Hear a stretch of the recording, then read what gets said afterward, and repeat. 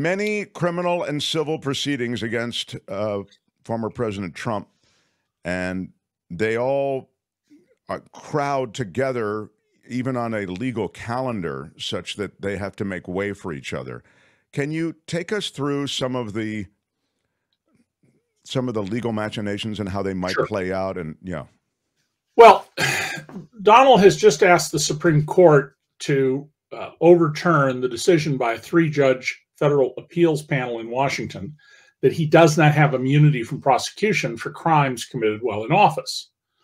And the opinion in that is brilliantly written. I'm far from the only person who thinks that. A number of eminent lawyers have praised how well crafted this opinion by the 3 judges is. I don't see any reason for the Supreme Court to take up the case because they could just deny it and that will have it stand. And hopefully they won't take up the case, but who knows? But even if they do, he will not get what he wants. This ridiculous claim that he's immune unless he is impeached and convicted, and then he can be prosecuted, which is not what the Constitution says. What the Constitution says is that even if you're impeached and convicted, you can still be prosecuted. So that's that case. The case. Let me ask you, David, just on that case, he's asking for there to be a pause in this, right? He's not even asking for a legal judgment right now. This is all it seems. He's just trying to run out the clock so he can have his trial after the election, in the belief that if he wins and is going back to the White House, of course, then he can just shut everything down on the federal level. And on the state level, he would then argue, probably successfully, you can't put me on trial in the state court while I'm president. You're going to have to wait till I'm out of office. And the problem with that is, having announced he intends to be a dictator on day one, of course, he says he'll give it up the next day. He's expecting that that's the end of any concerns about that. And I'll tell you what I told my class yesterday at Syracuse University College of Law. If any of you can find an example of someone who gave up being a dictator after a day, I'll give $1,000 to your charity of your choice. And I said, that is a no-risk bet. It doesn't exist in the world. So the New York case, the paying off of Stormy Daniels case, there are 34 felonies because the number of checks that were written and the documents that were mailed. That's the one at the moment that looks most likely to go to trial. It's the least important of the cases.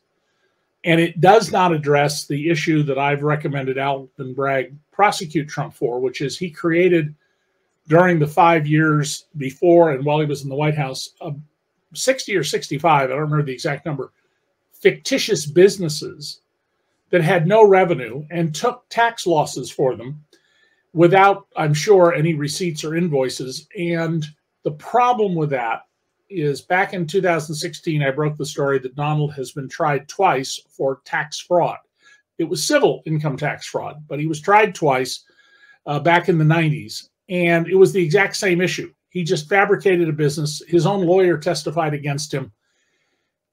He forged his tax return. That is, he put his tax lawyer's signature on his tax return with a photocopy machine. And so he was on notice that you can't do this, and it would be a slam dunk, in my view, to prosecute him for that. And that evidence of past behavior would absolutely be introducible in the New York State Court. In the case, so to be clear, that's that would be a criminal case, David. Or yes. No, this would be a criminal case, and the case that's coming up, the Stormy Daniels case, that is a criminal case. And it's the same case, but brought by the county of New York County, rather than the federal government, that sent Michael Cohen to prison. So the facts are well established. In the Georgia case, Trump has been promoting this argument that, well, Fani Willis is having an affair with the guy she hired as special prosecutor. There's going to be a hearing day after tomorrow. Tomorrow's Valentine's Day, if you've forgotten to get flowers, folks. And I don't think anything will come of that. I'm reminded of when J. Edgar Hoover went to the White House and told Lyndon Johnson that he had this tape of Martin Luther King having sex with some woman who was in his congregation. And according to the tape that's at the LBJ library in Texas, Lyndon goes, "Yeah, Edgar, who ever heard of a pastor sleeping with one of the women in the choir?" I've never heard that before. That's great. Anyhow, that case continues. So Fani and Nathan Wade, he's the prosecutor, and I'm sure that there'll be flowers exchanged on Valentine's Day between those two. But the realities are that Trump and his people are saying, hey, this case should be just completely erased. Thrown out. Yeah. Completely thrown out. And the problem is he's being paid half what he was paid by a Republican DA in another county on an hourly basis. So you can't exactly argue he's being overpaid. In other words, you can't say that she gave him the job because she wanted to get him money. Is that your point? Yes, exactly. And furthermore, he's performing. He's obviously doing very well. And I called up the Georgia rules of professional conduct. We used to have ethics for lawyers. Now we have professional conduct rules. And I don't think that that's without reason, even though lawyers and my colleagues at the university and the law school don't like it when I say that. But I went through the rules, and I can't see where there's any violation of the rules here because he's performing, because he's providing the services he's supposed to, et cetera. They could be married, as best I can read the rules, and there's no conflict. And, back in 1973 or 74, when I was at the Detroit Free Press, I learned that there was a county on the Lake Michigan shore of Michigan where the part-time county prosecutor and the part-time public defender were law partners. They were the only two lawyers in the law firm. And they would square off against each other. And I went, boy, that's going to be something. I get in the car. I drive from Lansing all the way over to the coast, interview them, interview everybody else. And I go back and talk to the Chief Justice of the state Supreme Court. And he goes, I don't see any rule being violated here. Everyone knows this. It's been disclosed. And a party might object, but no one ever has. If they did, case could be transferred to the DA in the next county over. We ran a story about it, but gee, if you can do that, then the Fani Willis Wade business is nonsense. So why then is it getting so much media oxygen, David Cay Johnson? I mean, this Sex. Is really, yeah. Sex. Yeah. When I was a 19-year-old staff writer at the San Jose Mercury, and self-taught, was doing okay, but very young. My editor called me on the phone one night. He started reading the lead of my story and reading it like, oh God, this is drudge. This is sludge. Ugh. And all of a sudden he says, oh, one column over, sex. Click. Yeah. I got the you're right. It's juicy. It's juicy. Yeah, the same editor who took out my description of a young woman who'd been murdered by her lover and said to me, all 18-year-old murder victims are beautiful virgins. That was sort of the standard back in the day. Wow. And now this juicy story, do you think it'll end up with Willis somehow recusing herself, or I don't see that at all, but we don't know what the presiding judge, who's been very solid, knows what he's doing. He's no Lance Ito. He controls his courtroom. I don't know what he would do. Trump, of course, whatever happens, if it's not what he wants, he will appeal, but that's not going to slow down that case. This is a huge. This case to me is extremely important, David. I mean, it strikes me as getting at the heart of the democracy that was being undermined, to undermine the election. I mean, I put it right up there at the top. I mean, sadly, the ones that you say are going to come first before the court and we're actually going to hear, like the payoffs of Stormy Daniels, et cetera, they just don't weigh in as heavy. The federal case in Washington and the state case also both show that January 6th was just the most visible part of an iceberg of an effort that went on all over the country, that lots of people participated in. And this was a vast conspiracy to overturn the will of the American people. So I think they are very important cases.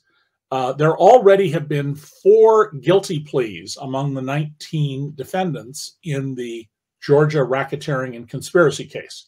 That includes Sidney Powell and can't remember at the moment the name of the second lawyer. But Eastman? No, it's not John Eastman. I debated him once, and he's not very smart, not very good. The two guilty pleas, there's 4 guilty pleas, but those 2 are lawyers who were instrumental in the conspiracy to overturn the election. So I think that's a very important case to go to trial. And of course, if Trump gets back to the White House, he can't pardon himself out of that. So that case really needs to get tried before November. And then we have the case that, if it went to trial, is the easiest case to win, and in some ways the most important to people. And that's the Florida case of taking the national security documents. And last week, the special prosecutor, a Republican, Robert Hur, issued his report. I read it. The reporting on it is atrocious. It's as if people read, the press release and the first few pages, and that's it. First of all, it absolutely inappropriately goes into this assertion that Biden has a poor memory. Biden's defense and his lawyer's defense is that when he was asked, when did your son Beau die, the older of his 2 boys, who served in several tours in the Middle East wars and got cancer from the burning pits they used to get rid of garbage, developed cancer and died. Biden didn't answer the question. And Biden says he didn't answer the question because he thought it was contemptuous and inappropriate, and he was angry. Not a smart strategy, especially for a guy who is a lawyer, even though he's never practiced law. He should have answered the question.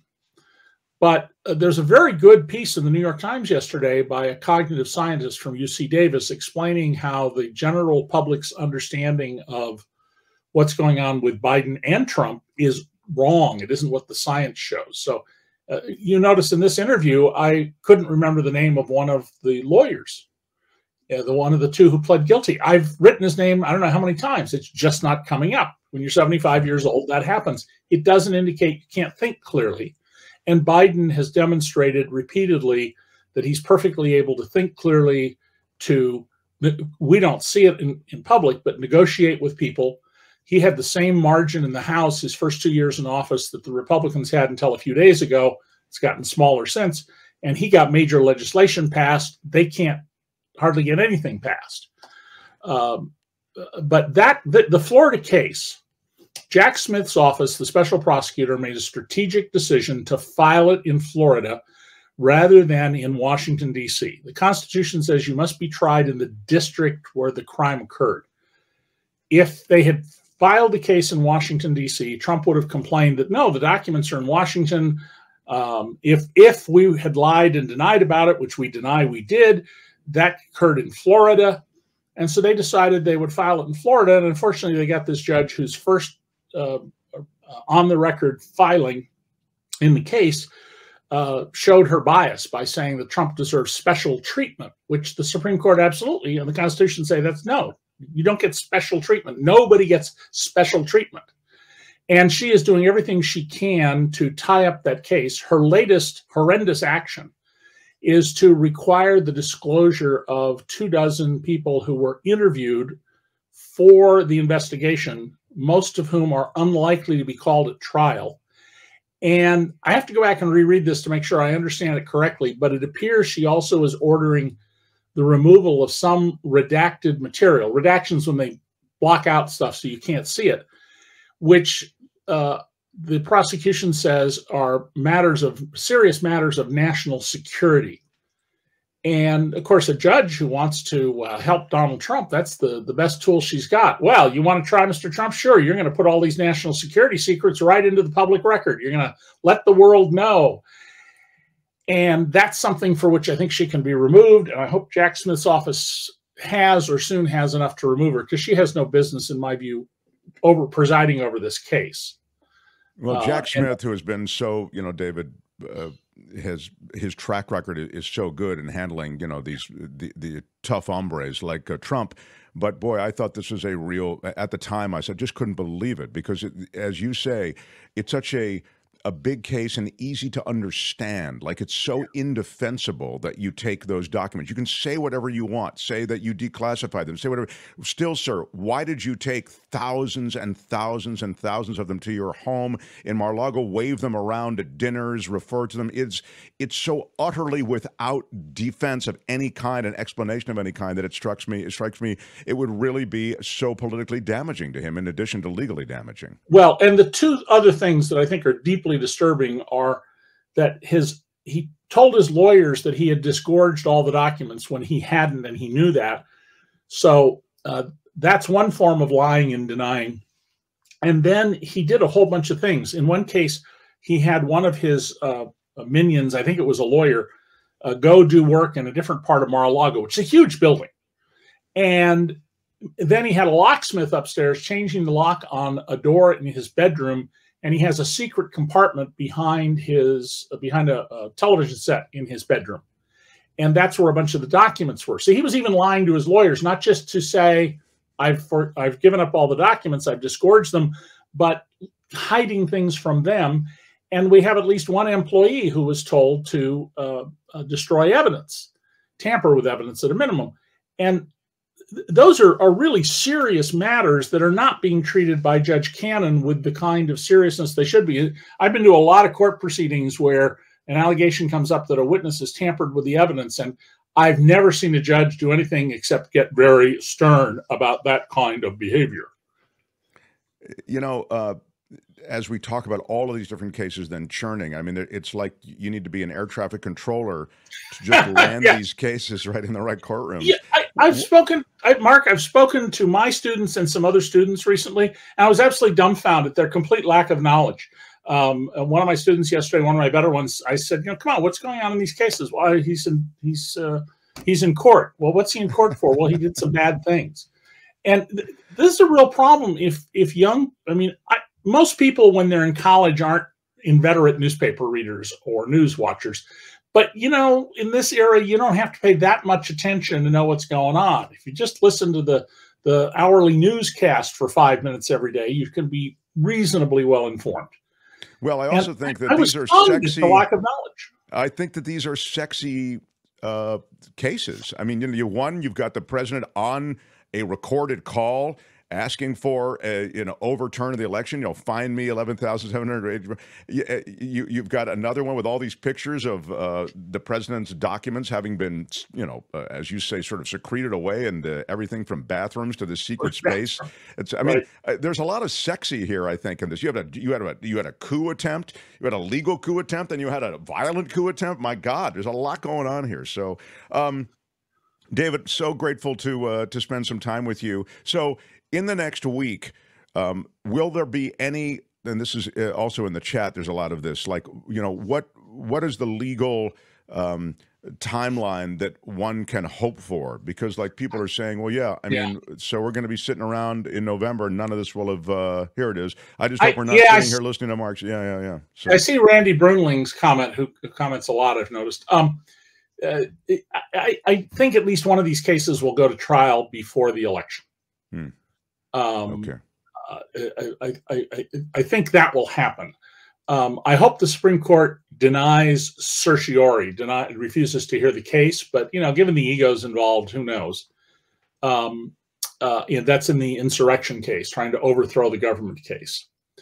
That case, if it does go to the Supreme Court, the thing to watch will be how Thomas and Alito, assuming that they want to help Trump, try to wriggle out of the fact that their own stated judicial philosophy is that Trump has nothing whatsoever under their stated philosophy. In the meantime, something else has happened, Mark, that I think is going to turn out to be very important. Donald Trump on Saturday, he has this bizarre notion that members of NATO pay dues, which they don't. Thank you. I wanted to get to that. Yes. Yeah, the NATO alliance, which is two countries on this hemisphere, us and Canada, and 29 countries in Europe, you're supposed to spend 2% of GDP on your military, 2% of your economy on your military. And a bunch of them spend 1.25%, 1.5%. And so Trump says at this rally Saturday, well, if you haven't paid your dues, and he claimed, which is made up story because it's Donald, that one of the leaders said to him in the past, well, if we haven't paid our dues and Russia attacks us, you'll defend us. And he said, no, I'm not going to defend you.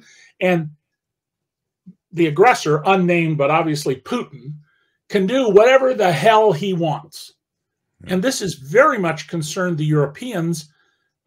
The Putin, or his regime anyway, has just called for the arrest of the Prime Minister of Estonia, one of the three little Baltic republics.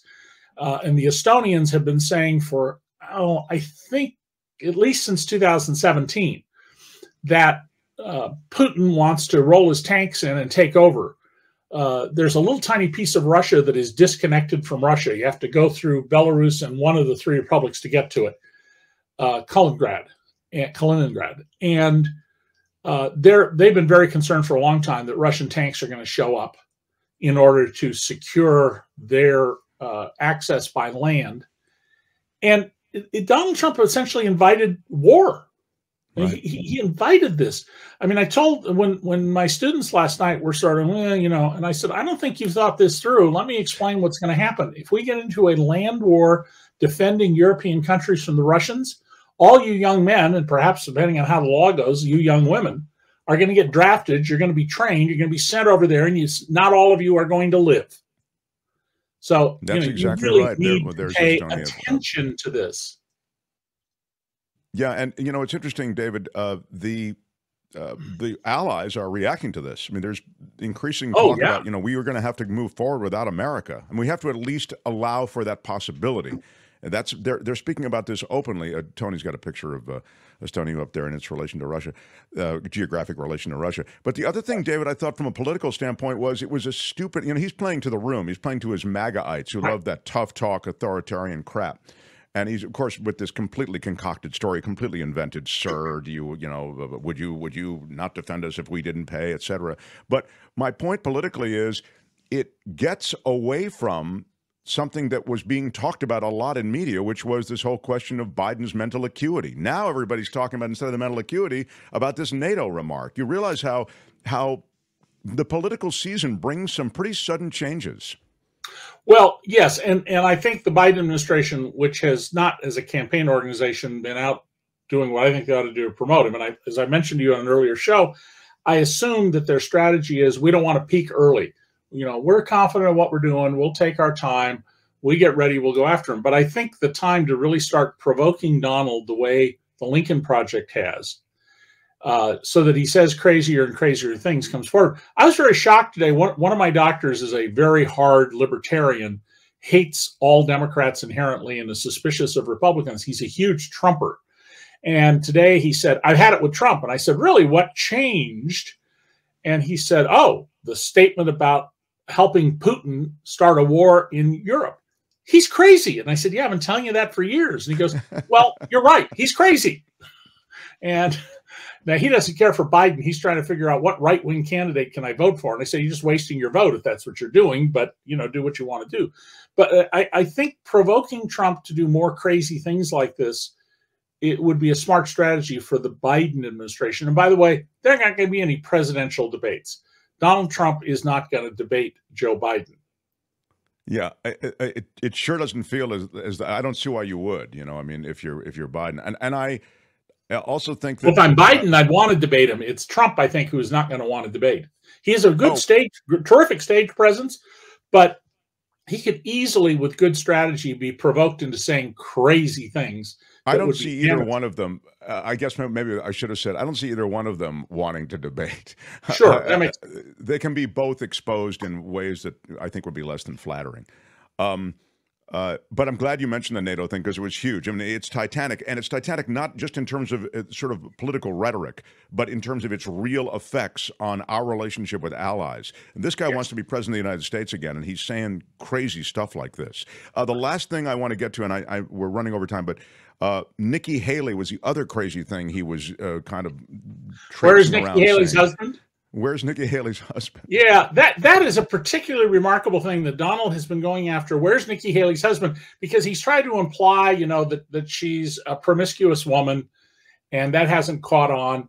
And now it's, where's her husband? Her husband is voluntarily serving in the Middle East as a combat soldier. Excuse me. Of course she's not there. But remember, Donald has no sense of sacrifice. He didn't know why there is a memorial over the Arizona. He had to have it explained to him by General Kelly, his chief of staff. He thinks Finland is part of Russia. He doesn't understand. He confuses World War I and the War of 1812 and the World War II and the War of 1812. Remember when he famously said that in the War of 1812 that we took the airfields first. Right. I mean, Donald is just all bluster and lack of knowledge, and yet millions of people continue to think he's what they need, what the country needs. And I've been on radio where I don't talk directly to the other guest, but the other guest, is arguing that dictatorship would be a good thing. America needs that. It's horrible. I mean, the other thing that I would this is interesting.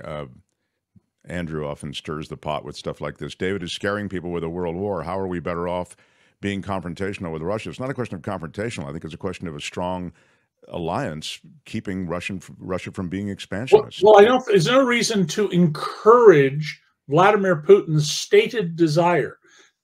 And Vladimir Putin has said, there's plenty of public record on this, has said that the worst thing that happened in the 20th century in geopolitics was the collapse of the Soviet Union. He wants to put it back together, not as the Soviet Union, but as the Putin dictatorship. And, I have relatives by marriage in what was Eastern Europe under the communists, and they are just absolutely terrified, and I do mean terrified, that the Russian tanks will come if Donald Trump is back in the White House. Yeah.